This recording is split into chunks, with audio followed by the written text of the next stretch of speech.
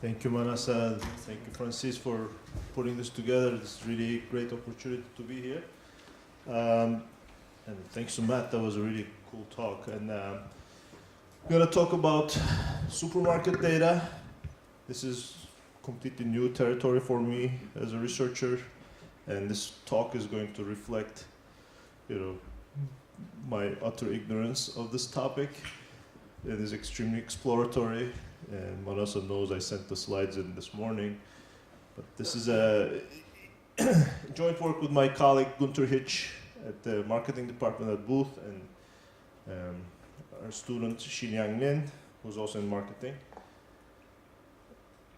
So, as I said, it's going to be extremely sort of exploratory. So, we're going to use the Nielsen retail market scanner data, which is basically, I'm going to describe the data, but basically across a large number of US retail outlets, we're going to see weekly prices and sales data for very well-defined consumer packaged goods, stuff sold in supermarkets.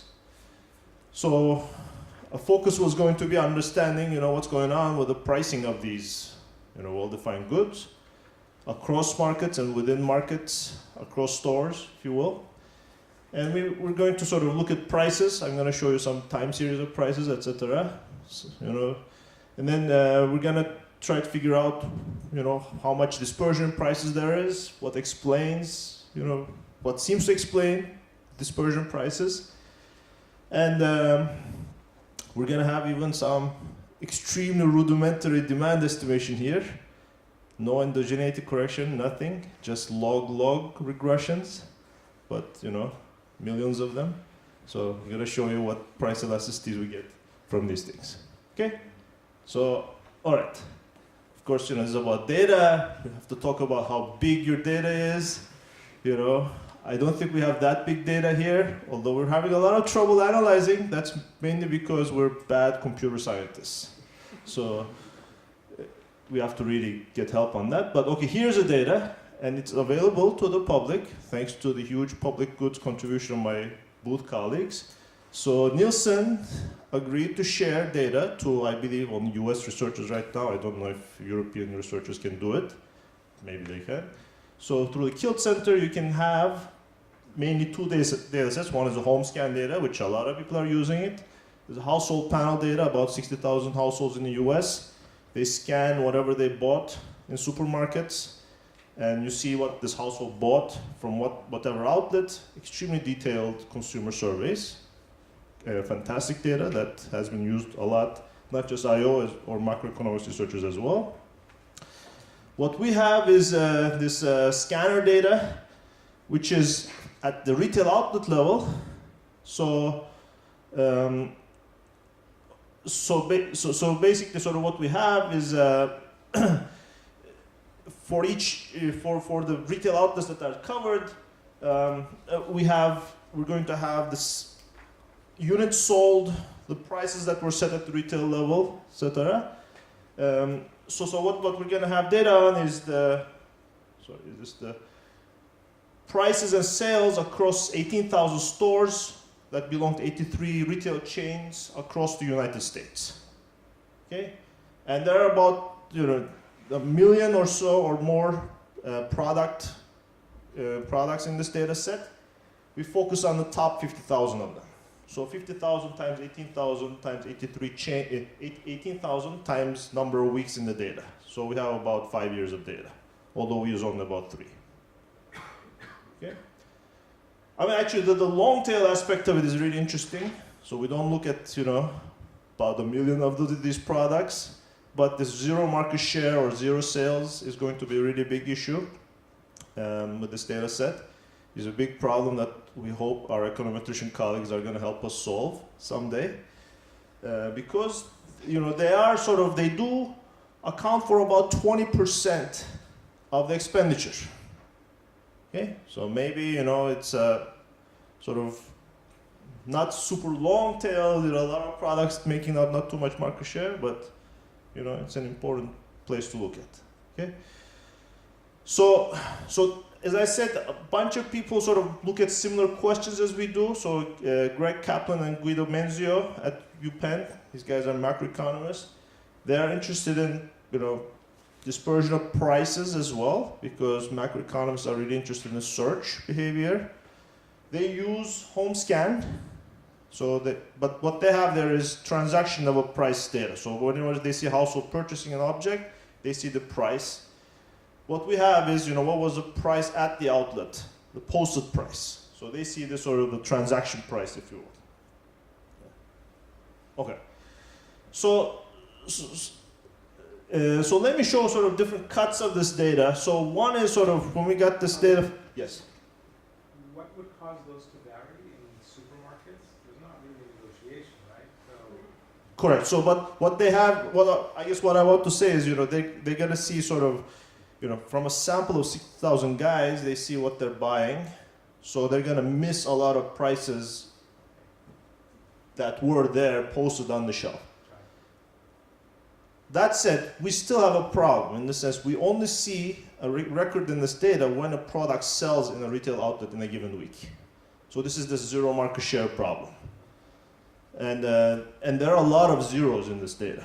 There's so many items on the shelves, some of the stuff doesn't sell even a single unit in a given week. So you have to have different aggregation schemes to get at this. And there are sort of a number of papers that are appearing, Matt's paper is a very interesting contribution to that. Amit Gandhi is working on this as well. Hopefully more econometricians are going to help us with this. Okay, so when we started looking at the data set, the pricing data for given objects, sorry for the bad sequencing. Let me just tell you a number of observations, what this covers, etc., before I show you the price series. So the bigness of the data, again, you might say this is trivial, but for us it was large because we can't fit it in the memory, right? Bad computer scientists here. So we have about sort of every year, about 5 to 10 billion observations. That covers about 150 billion US dollars in sales. Okay? Is that a big deal? It's a lot of the supermarket sales. What's really missing in this data, the huge hole, is Walmart. So Walmart supermarket sales is about as much as that in the US. So we're covering basically 50% of US sort of grocery sales. Okay? Again, home scan, I don't want to sort of beat up on people too much who use this, but again, this is a sort of, even though it's 60,000 households, you capture about, about 1,000 or 1/2,000 of the product week store observations that appear in this data set. So you're gonna miss quite a few things. Okay, prices. What do prices look like? Kellogg's Raisin Bran, popular cereal. So here's a price series over the 4 years that we observed. Okay, so a lot of sort of peaks and troughs. What do we do here? We want to code something called a base price and a promotion price. Okay?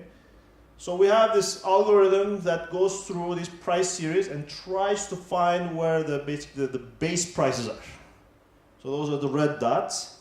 And we go through every single price series in the data and code the red areas. And this is where we actually do some imputation. In the sense, if there's zero sales in an outlet, we're going to sort of replace it with the most recent base price to say this must have been the price on the shelf. So why is that? Because whenever sort of there's a dip, a promotion price here, you see almost an order of magnitude larger amount of sales. This is when, stuff sells, right? When it's on promotion. So again, this is just to show prices, and these are pretty typical stuff. These are across different stores, different patterns. Milk, which is the store brand milk, which is the highest selling product in this data set. Again, this is the store brand milk. This is, how they get people through the door. Great promotion cycles, etc. Let me show you Coca-Cola. Very nice time series as well, but see sort of how regular the promotion cycles are. Anyway, so this is just to show, we have, gazillions of these, time series. But I guess what I want to show is there is heterogeneity in the types of pricing across stores. So these are all different same time period across different stores. Pretty different, pricing patterns. If you will, sort of, similar levels, but the even the depth of the promotions, etc., are different across different outlets. Okay. So what we did again, the reason I showed is, there's a lot of interesting time series variation. We're gonna basically crunch all of that into this base price and promotion price components. Base prices. So we do a lot of analysis both for base prices and promotion prices. So one question we want to ask is, well, you have the same Kellogg's Raisin brand, how much is the price dispersion across markets, across stores at a given moment in time? So here's just some across product. So we did this for every single product of these 50,000 products, the price dispersion in a given week for a given store. So the root mean square deviation from the national mean average across the weeks in the data set is about 16%. So it's about 16% standard deviation in the prices for the median product in the data set. Yes? Are these just across physical stores, or could it also include the store selling online? This is all physical stores. There's no online. These are, retail outlets. I believe we capture almost all of the sort of large supermarket chains. I guess I shouldn't tell too much about who's in there, but I think the conspicuously missing Walmart and some of the other super discount retailers. So for the median product, this is the across the nation in the U.S. about 16% standard deviation is the price dispersion, and so if you look at within 3-digit zip code, the median product has 9% standard deviation. There are a lot of zeros. So there's a lot of products for which there is no within market price dispersion. Okay? It could be because there are not enough retail outlets there, or there's just no deviation. So there's a massive zeros as well. But what we mean to say is even for at the within market level, there's going to be some amount of price dispersion for a very well-defined product. You can look at it as the different set of standard deviations, the 95th percentile to 5th percentile price dispersion as well. The 95 to 5 ratio national is about 1.6, so it's almost twice price for the 5th percentile to 95th percentile price that you see in the data. Within zip code, it's only about 1.25 for the median product. Okay. Okay. So what we see is you can also do this at the brand level. So what is a brand? So let's say Kellogg's might not be the best example. Let's take orange juice. Tropicana orange juice, pure premium. It comes in different pack sizes. Okay? So all the price in the data set is at the unit level. So it's normalized to how many ounces there is or how many liters there is. But there is price discrimination going on across pack sizes. So even if you take into account units, there's price dispersion. If you look at the brand level, Tropicana orange juice, not taking into account the pack sizes, what's maybe somewhat more interesting is that at the brand level, price dispersion is higher. So for per unit. So per unit, you get about 12% standard deviation at the zip 3 level. Yeah. Okay. So yes. Have you done any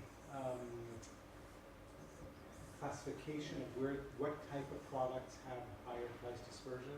Because I'm thinking of two extremes. Imagine things that I almost never buy, and that's when I get hit because they all charge high prices, so there's not a lot of dispersion. Things that I buy all the time, you kind of have like the Nevo, Hendo, storable. So have you tried to look at it? So I think sort of there is, we ran a whole bunch of regressions on these things. I think you are right that there's a lot more of this promotion activity for sort of high traffic type stuff. For the smaller stuff, there is much less, and we sort of have a pseudo theory of managerial attention type of thing that, where these guys are competing on,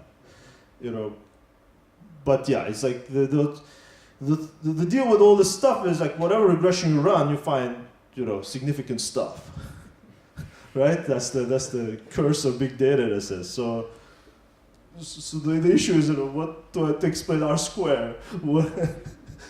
What is driving it? Okay, so let me say something about promotion behavior. Before promotion, so before the histograms I showed you are for the actual price on the shelf.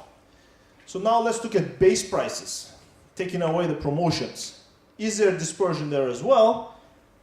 The answer is yes. The answer is yes. And interestingly, I would say, and I will show you another decomposition as well, the dispersion in base prices is actually higher than for promotion prices. Okay? Maybe not so interesting for some of you guys here, because what's happening is that there are a lot of outlets which are what marketers call high-low retailers. In the sense, they try to intertemporal price discriminate between people. They set high price at base, but then they promote a lower price. But there are also retailers who are everyday low price EDLP retailers. We're saying we don't do promotions. We set a low price. So whenever there's a promotion, price dispersion, in a sense, disappears. These guys become similar in prices. So you see actually a higher dispersion in the base prices set across the high-low guys and the EDLP guys. So this is what you're seeing. This was 0.09 for the actual prices on the shelf. So this is the base prices again. What about the promotions? So of course you have to define something about what's a promotion. So we define a 5% threshold, in the sense if you see more than 5% deviation from the base price, we're going to call it a promotion. So for the median product in our 50,000 product database, we find that the median product is promoted in about is promoted every 6th week. Okay, so that's sort of the median frequency of promotions for the median product in the database. Okay, as you can see, another sort of point mass at 0. There are massive products for which there are no promotions, and it will be really interesting to look at what Steve asked. What products are these? But there's a lot of promotions, and some stuff. I mean, that's sort of interesting, right? So it's like about 60% of the weeks there's a promotion, and sort of store brand milk. Or Coke, or some of these things that are advertised a lot, there's a lot more promotions in the data. And percent of discounts, conditional on promotion, is about 17.3%. So it's a sizable dip in the prices. Okay, promotion depth, 17.3%. Okay, so here is a somewhat sort of hard to read slide in terms of what the decomposition of price dispersion is. So what we did here is we're really trying to to figure out how much of the price dispersion comes from different components. Without getting into too much of the details of it, so what's bottom line? The basic decomposition is across market, across store, and within store. Okay, so for the 50,000 products. So it's about evenly distributed between these 3 components. So across these ZIP3 markets, there's about 40% of the distribution dispersion is explained by that. Across stores within a ZIP3 market, the price dispersion is about 23%. Within store, across time, that's about 40% of price dispersion as well. So those are the price dispersion components across our sample. So here's a little bit more detailed decomposition that takes into account the base prices and the promotion prices. So again, across market, it's the same thing. About 40% price dispersion is explained by geographical price dispersion. How much of this is due to base price differences within a market? That's about 33%. But sort of there's also these promotions going on. Promotions, explain this rest of it. But as I said, what happens during promotions is it actually compresses price dispersion, because the high price, the high-low pricing guys are lowering their prices to compete with the everyday low price outlets. And in those weeks, price dispersion goes down. That's why you see sort of this cross term, this covariance term being negative. Here. Okay? All right. So, what are some, how much time do I have left? About 15 minutes. Thanks a lot. So now sort of some takeaways from this. At the market level, a large fraction of the overall price variance is explained by persistent price level differences across stores. That's one of the takeaways from that slide. So if you look at also, we did this also, as I said, both at the product and the brand level. At brand level, Tropicana orange juice, if you will, you see even higher sort of price dispersion here. A lot of it is due to the type of assortment that each store is carrying. Sort of different stores seem to carry different pack sizes, if you will. So that really exacerbates the price difference for the, per ounce or per kilo price that you're paying for the same product. And that it seems like across outlets within a market, there's a persistent differential across outlets in these prices, in these per unit prices, and that explains about 60% of the about 86% of the within market price variance. Okay, so I can show you nice looking colorful graphs here about where are the expensive places to live, which is probably not very super insightful for anybody who's been to different parts of the US. Yes, California is expensive and New York is expensive. What I was also interested in is somehow, what is that? Wyoming, North Dakota or something, sort of that's expensive as well. And, maybe parts of Texas. Price dispersion is sort of higher in these areas as well. There's, obviously sort of high population areas, very different types of outlets that exist there. Promotion frequency is also, similar to the price dispersion. So again, let me get to now a bit more meatier stuff in terms of, so we showed a lot of these summary statistics about, what are the sources of price dispersion, just descriptively in the data. But let's try to look at sort of, what are some other explanations for price dispersion in these markets. Okay. So what we did is to regress prices on a whole sorts of dummy variables and to try to figure out what the R squared that is explained by the different dummies. Okay? So what the first histogram is when you do these regressions on ZIP3 dummies, how much does geographic market explaining prices? For the median product, ZIP3 dummies explains about 50% of the variation in prices. Okay? If you regress it on chain dummies, and as I said, there are 83 chains in the data set, it explains about 78% of the price variation. Okay? When you put them together, you explain about 90% of the variation. And when interact, it explains a bit more, but only 4% more. Okay? And also look at the sort of combination of these two, 78 to 89. When you put zip on top of the chains, you don't explain that much more of the price variation. Much of it is at the chain level. So this is pointing to the fact that a lot of the price dispersion is at the chain level, rather than so much more at the geographic market level. Okay? The same thing for promotion frequencies. Again, it seems like it's more about the chain than about the market. Okay? Promotion frequency, promotion depth. So that's sort of one thing that we want to get at. Sort of, this seems to, a lot of sort of our colleagues, when we showed some of these results, they said, that's not super surprising to me. When you go to a retail outlet, a lot of times they have a chain level pricing policy. They don't do too much geographic targeting.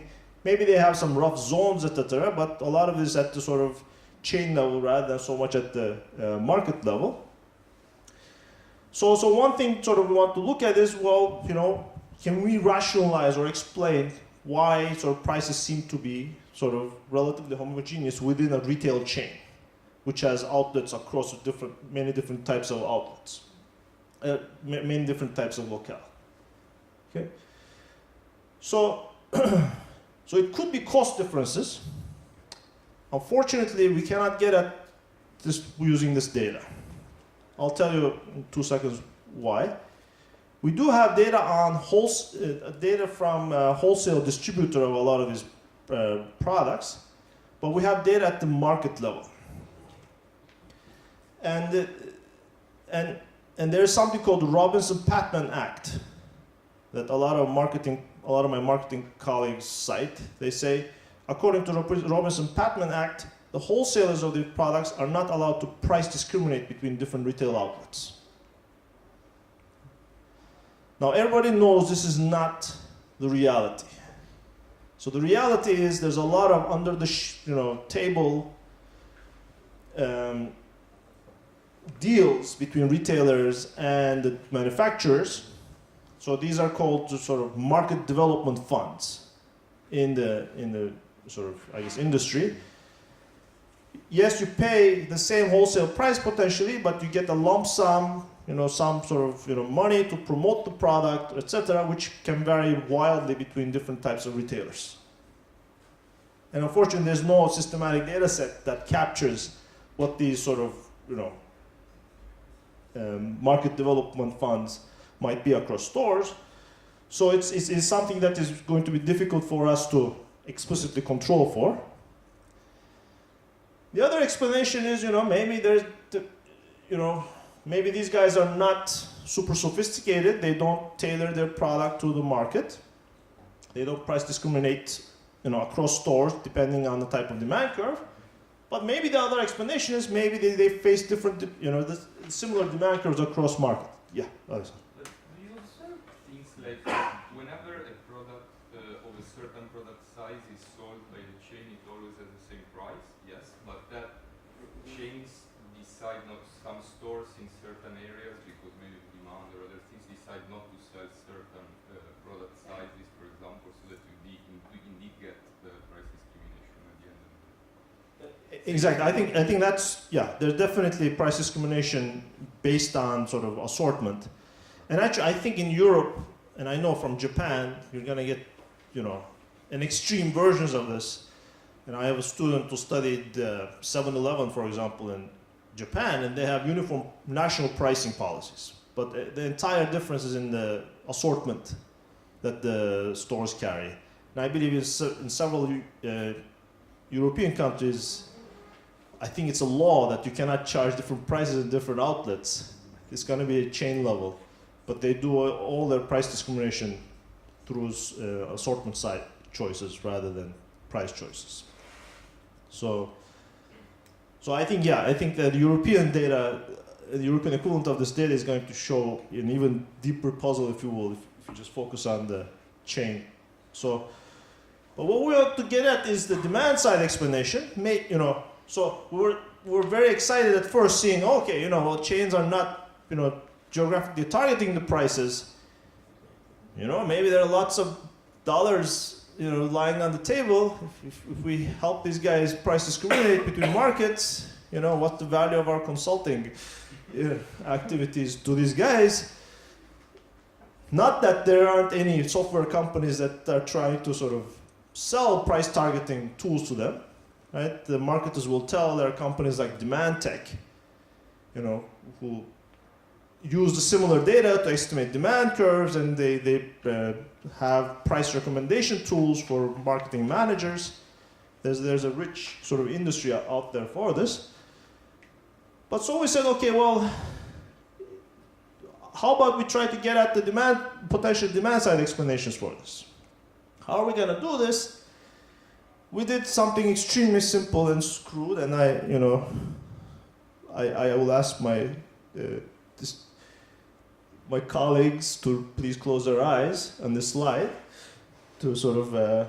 But what we're going to do is we have all this data. We estimate a whole bunch of log demand models. So now sort of, we all know from Econometrics 101, thou shalt not regress quantity and price, because there's a lot of problems with that. But this is what the industry does, what Demand Tech does. They just run log regressions. Okay? They assume those prices are exogenous. And maybe that's not a crazy assumption in some settings. So that's what we did. We ran a whole bunch of log price regressions. And just for fun, we threw in some lassos in there as well, because that seems to be the hot thing to do. So it's a big data conference after all. But I mean, sometimes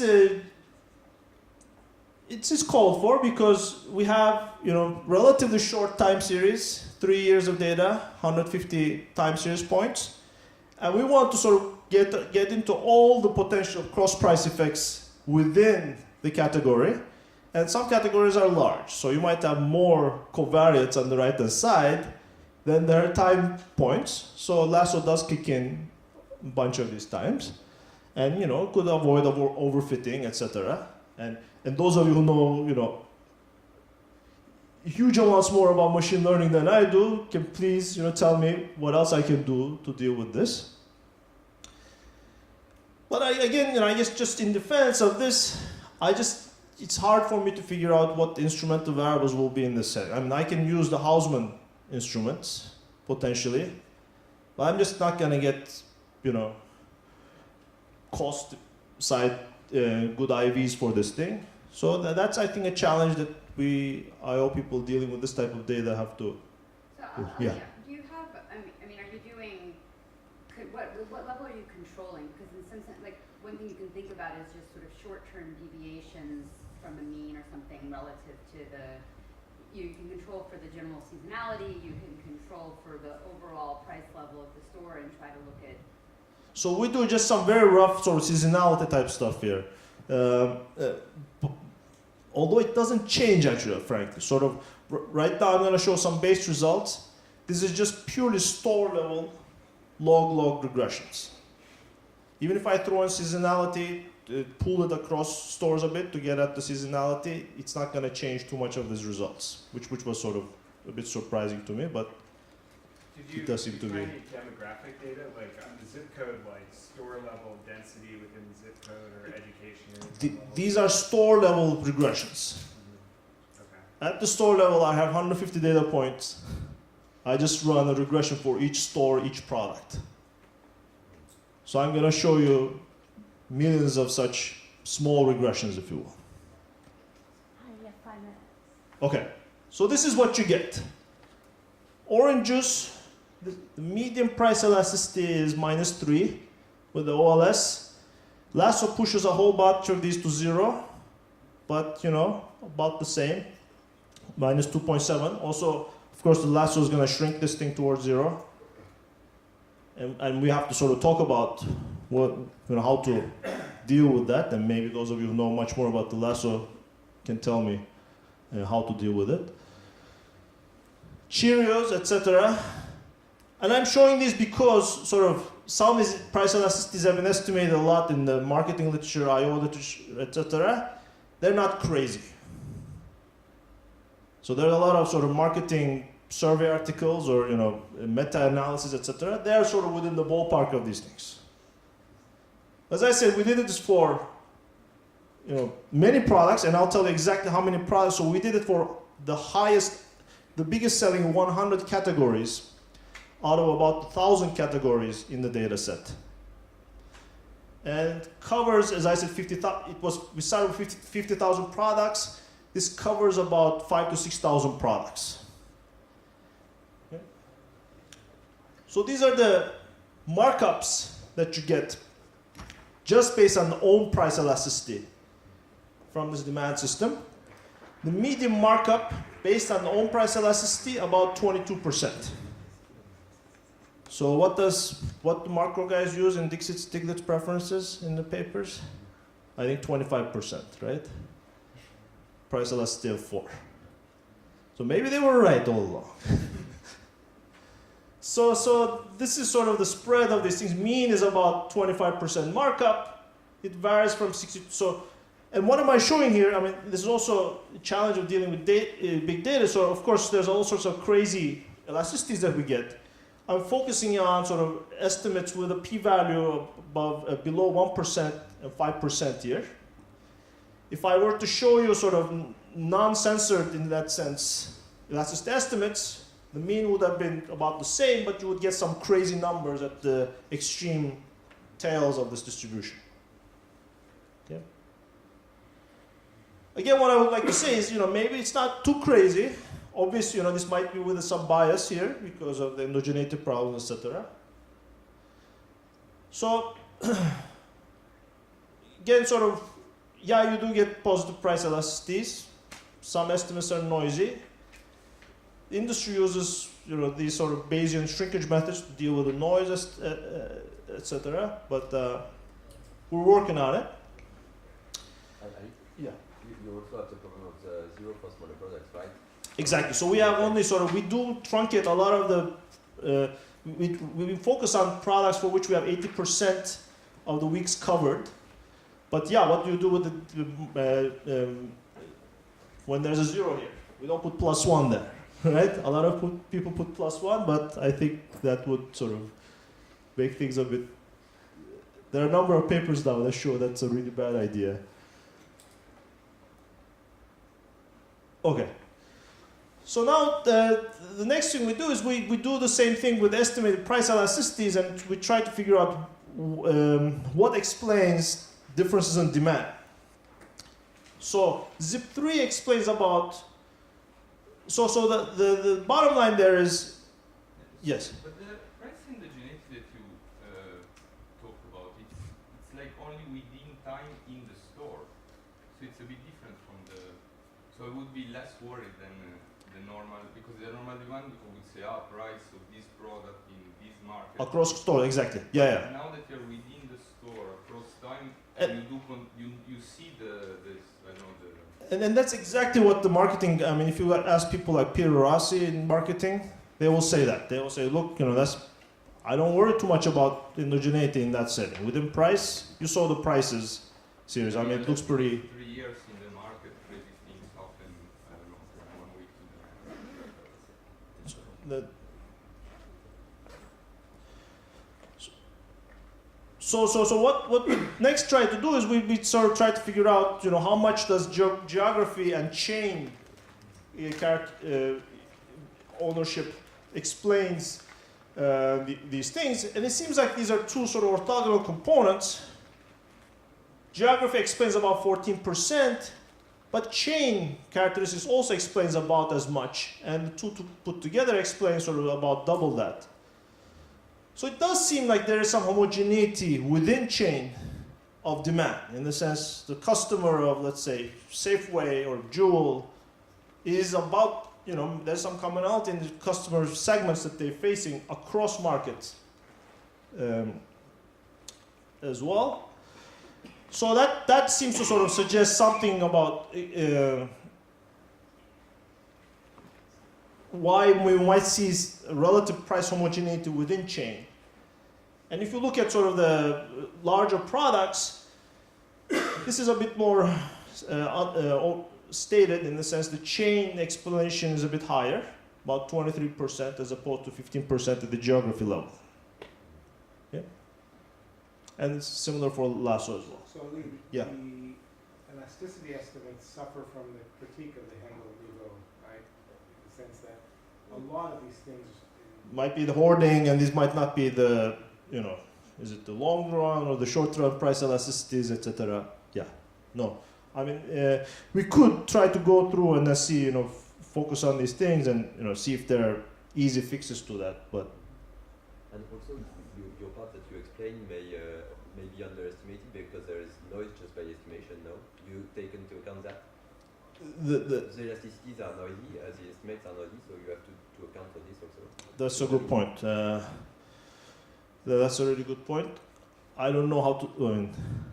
It's hard for me to bootstrap that, but if you have ideas as to how to do that in a computationally efficient manner, I'm very happy, more than happy to talk to you. So, so here's where and as I said, I apologize, sort of super, preliminary work, but one explanation for this within-chain homogeneity of prices could be that chains of clientele and the same store within chain, different stores within chain might actually be attracting similar types of clientele, and hence it might not be crazy for them to be setting similar prices across stores. That said, we haven't closed the loop completely, because ideally what you would like to do is now you have the demand curves. How should the chain price? In theory, we should be able to do that as economists, given the demand curves, and to predict the optimal price levels. And then there are challenges with that, in the sense, the pricing is not just against the own price elasticity of the product, right? The chain is doing category management problem, in the sense they have competing products on the shelves. The chain is maximizing the retailer's profit, not the manufacturer's profit. So they're going to internalize the cross-price terms in a very different way than the manufacturer would. So how do they do this? We're still sort of grappling with it, but potentially, and we have gazillions of cross-price elasticities estimated with these regressions as well, and we haven't inverted that matrix, if you will, yet. So that's what we're working on. And hopefully the goal is to come up with some economist benchmarks of what the prices should have been versus what the prices are, and then talk to sort of a whole bunch of you and people from the industry to say what's wrong with that comparison, and try to get to the bottom of that question. So yeah, so again, what are just some messages? A lot of price dispersion. Even if you control for market, there's a lot of within chain homogeneity in prices, but there does seem to appear to be some demand homogeneity within chain that could potentially explain it.